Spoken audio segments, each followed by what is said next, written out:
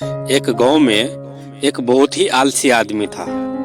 वह बिना मेहनत के ही खाना खाना चाहता था, अपना जीवन गुजारना चाहता था। एक सुबह वह खाने की तलाश में गांव में भटक रहा था, तो उसने एक सेब का बागान देखा और उसने कुछ सेब चुराने का निर्णय लिया खाने के लिए। जैसे ही उसने एक सेब को पकड़ा तो किसान ने उन्हें देख लिया और उसकी तरफ आने लगा।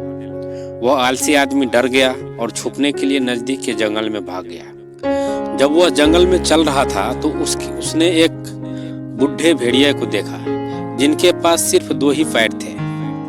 वह आदमी आश्चर्यचकित हो गया कि 2 पैरों से वह कैसे जिंदा रह सकता है। भेड़िया दौड़ नहीं सकता और बिना शिकार किए खा भी नहीं सकता और बहुत सारे जानवरों का डर भी है उसे, लेकिन वह घुटनों के बल चल रहा था और वह बहुत खुश था। फिर तुरंत ही उसने एक शेर को देखा जिसके मुंह में एक मांस का टुकड़ा था और वो भेड़िए की तरफ आ रहा था। तो वह आलसी आदमी अपने आप को बचाने के लिए पेड़ पे चढ़ गया, लेकिन भेड़िया वहीं पर था क्योंकि वो भाग नहीं सकता था। लेकिन उसकी आंखें खुले की खुली रह गई जब उसने देखा कि शेर ने मांस का टुकड़ा भेड़िए के खाने के लिए छोड़ के वो चला गया। वह आदमी भगवान का यह खेल देख के काफी खुश हुआ।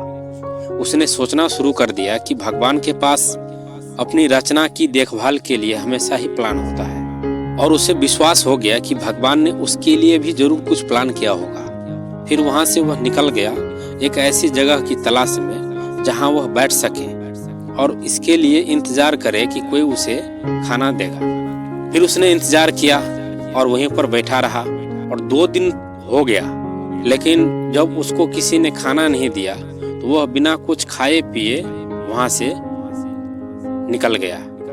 जब वो वहां से निकला तो रास्ते में उसकी मुलाकात एक योगी से हुआ।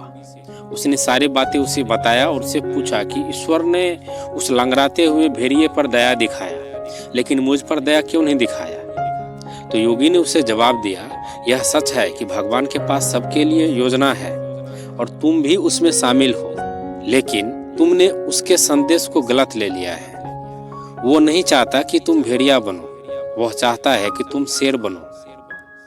कभी कभी हम जीवन में भगवान के संदेश को गलत पढ़ लेते हैं, लेकिन आप उदास ना हो, आप मनन करें कि भगवान ने आपके लिए क्या संदेश दिया है। मैं आशा करता हूँ कि यह कहानी आपके जीवन में प्रकाश देगी, आपको अधिक खुशी और अधिक कामयाबी के रास्ते पर ले जाए।